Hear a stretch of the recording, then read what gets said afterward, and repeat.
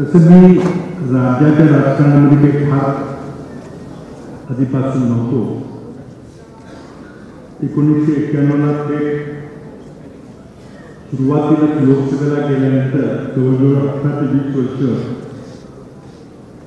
माझी दिल्लीच्या केंद्रीय राजकारणामध्ये गेली. कौटुंबिक संबंध असल्यामुळं वेळोवेळी पत्रकारितेचा आमच्या कुटुंबियाचा माझ्या मातोश्री असतील, माझे वडील असतील, त्यांचा कुठं ना कुठेतरी संबंध येत असेल.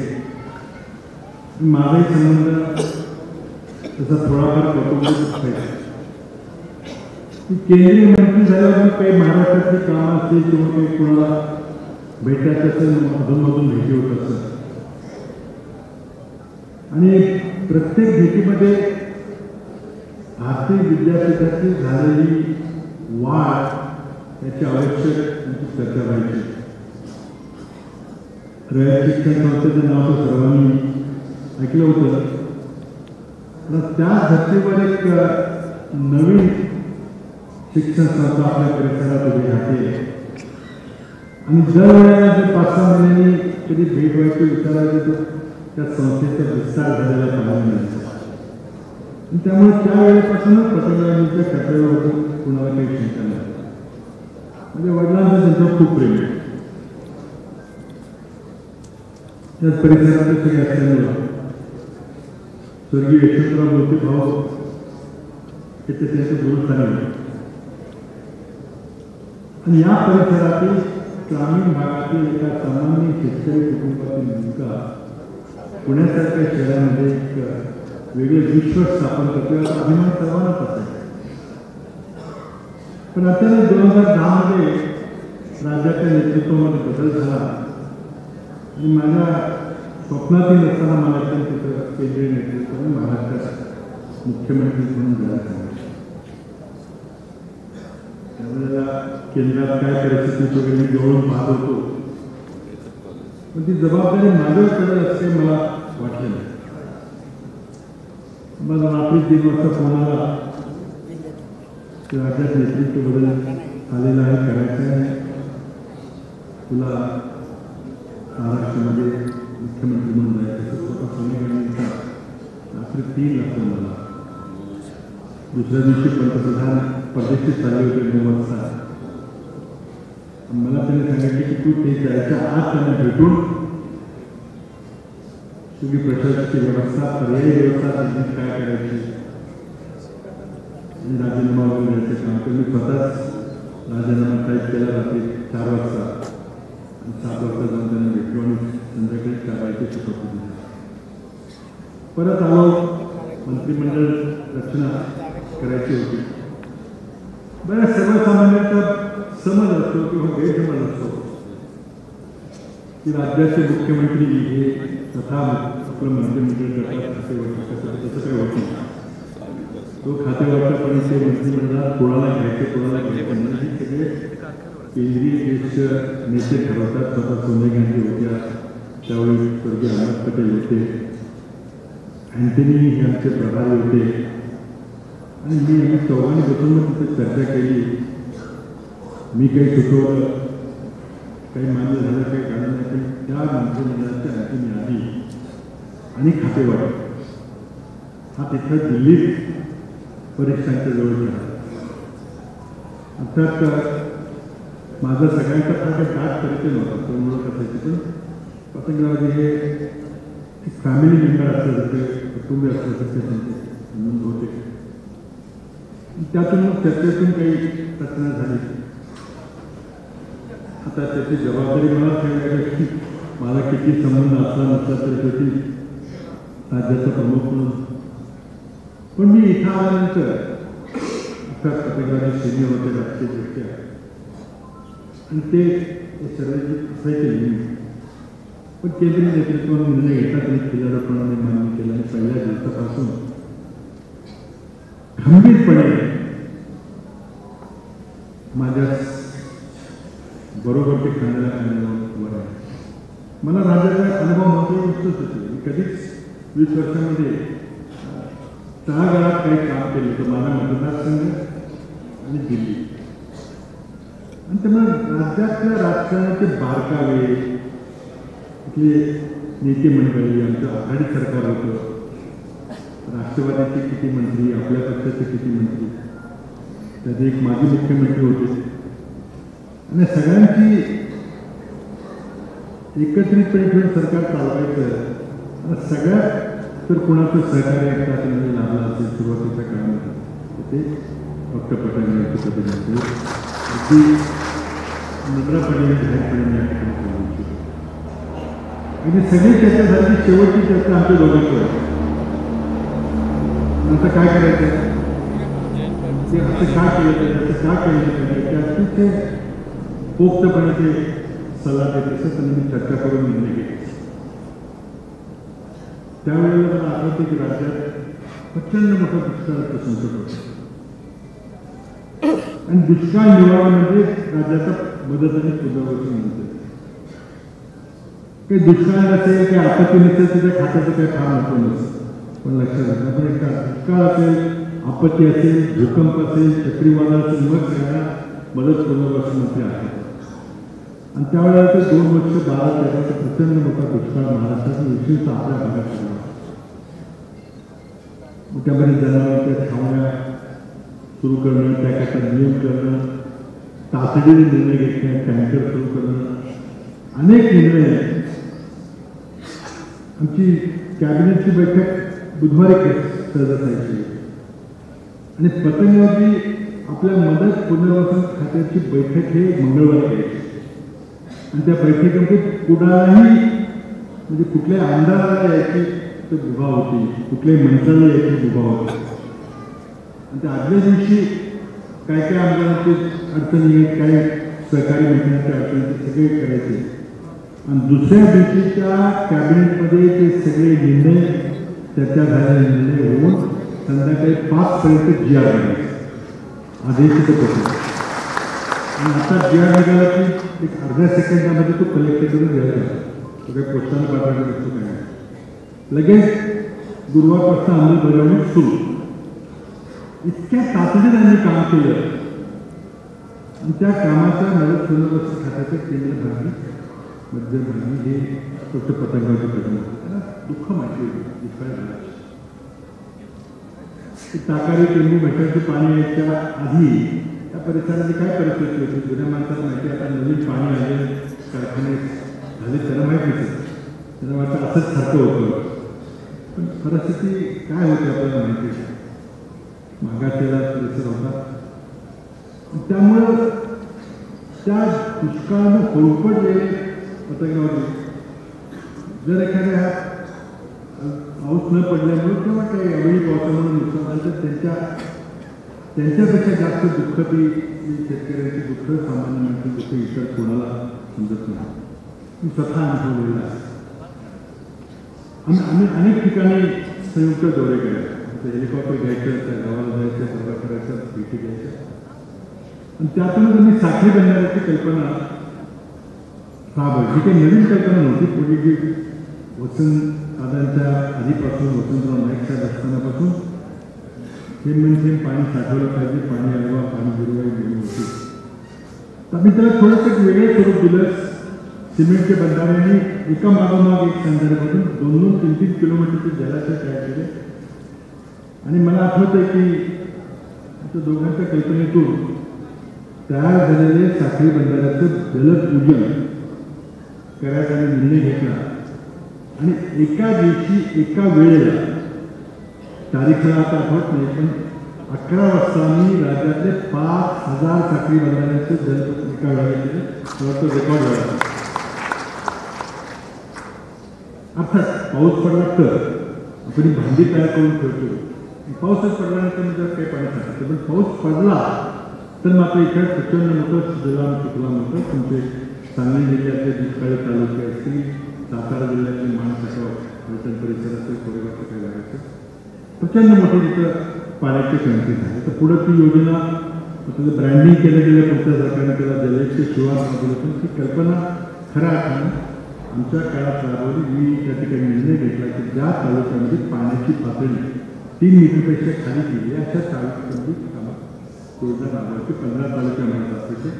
सोलापूर जिल्ह्यातले असतील, सांगली, सातारा, नगर, उस्मानाबाद वगैरे योजना राबवली. फार चांगली योजना दिसली.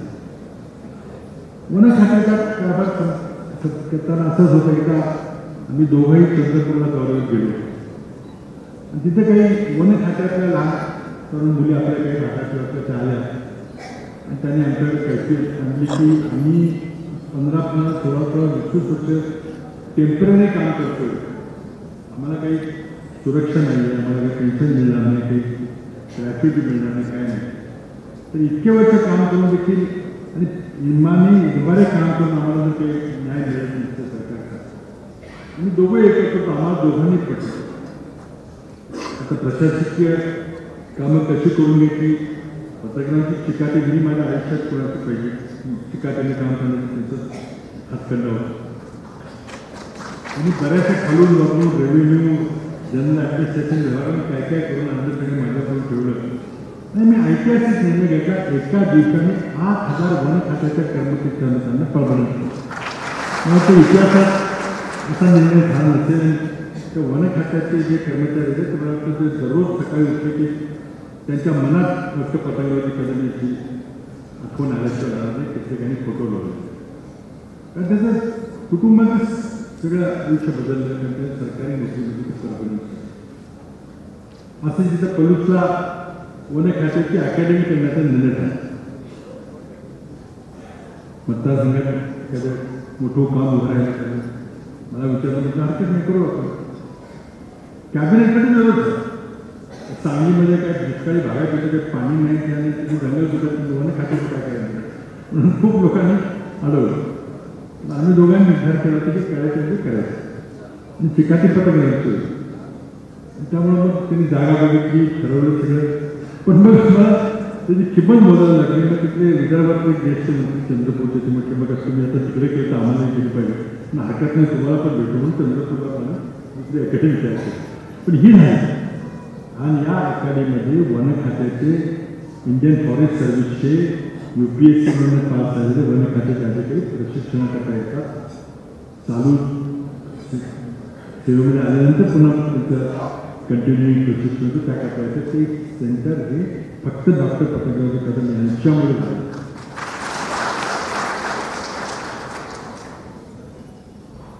He was a institution builder.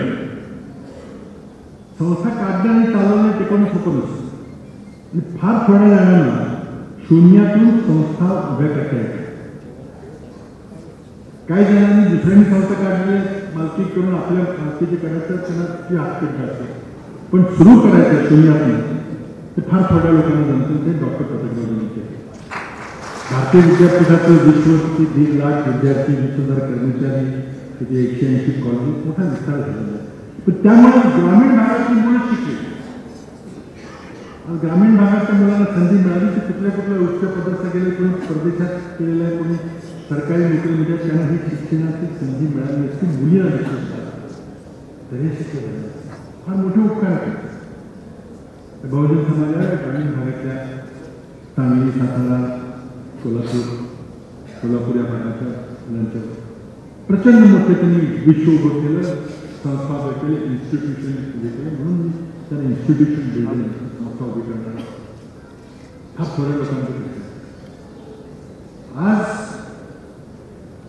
विचारांचे राहायचं आणि फुले शाहू आंबेडकरांचा विचार, स्वर्गीय यशवंतरावजी चव्हाण, दादा बापू यांचा विचार, या मातीतल्या कृष्णकाठचा विचार हा जर टिकवायचा असेल तर ती लढाई आपल्या या भूमीतूनच लढावी लागेल.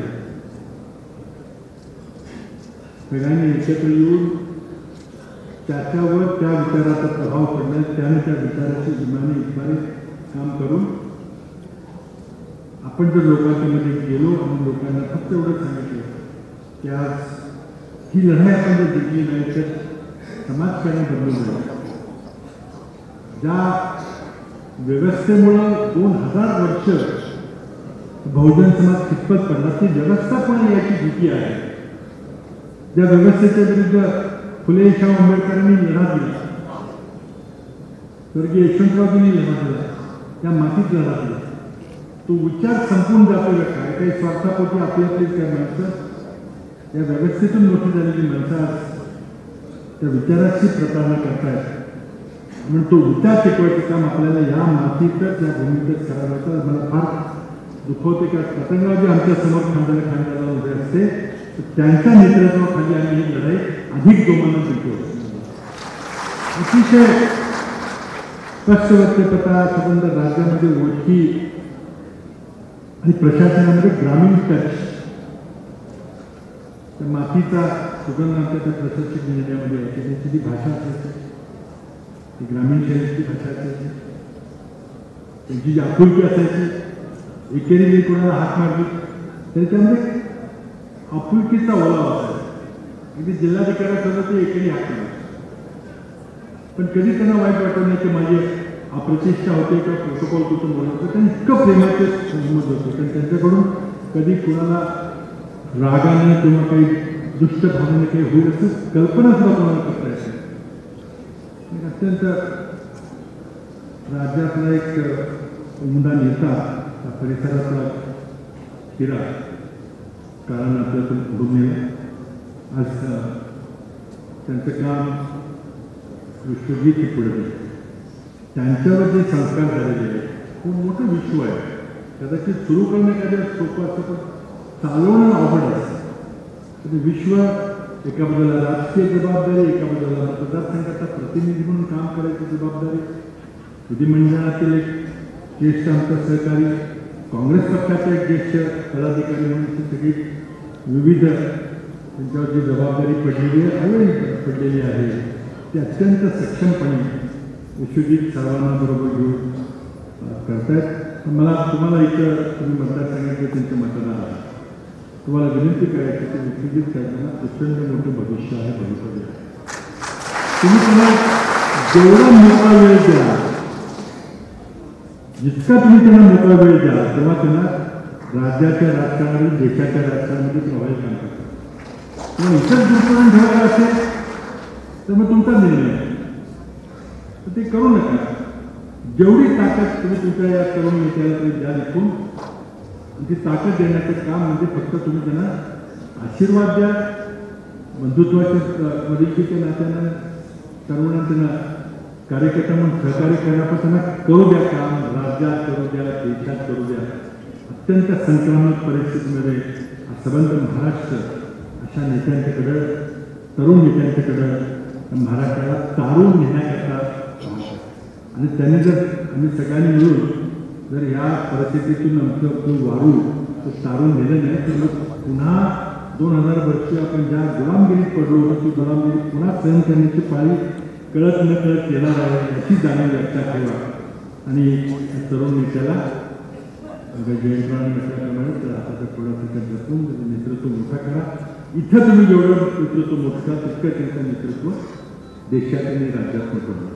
त्या निमित्तानं मी डॉक्टर पतंगराव कदम म्हणजे अत्यंत जवळचे सहकारी आणि राज्यातलं जे काही करू शकलो होतं त्यामध्ये मोठा वाटा असलेले सहकारी आज आपल्याकडून आपल्याबरोबर सोबत नाही त्याची आठवण आपल्यासमोर आहे. छोटं चांगलं विश्व तर सामाजिक परिसरामध्ये विश्वजितांनी तयार केलेलं आहे ते पुतळ्याचं अनावरण लवकरच होणार आहे आणि त्याबद्दल मला इथं निमंत्रित केलं आपल्याला संवाद करण्याची संधी केली त्याबद्दल विश्वजित आणि कुटुंबियाचे धन्यवाद व्यक्त करतो. पुन्हा एकदा पतंगरावकडे मला श्रद्धांजली थांबतो. जय जय. एबीपी माझा उघडा डोळे बघा नीट.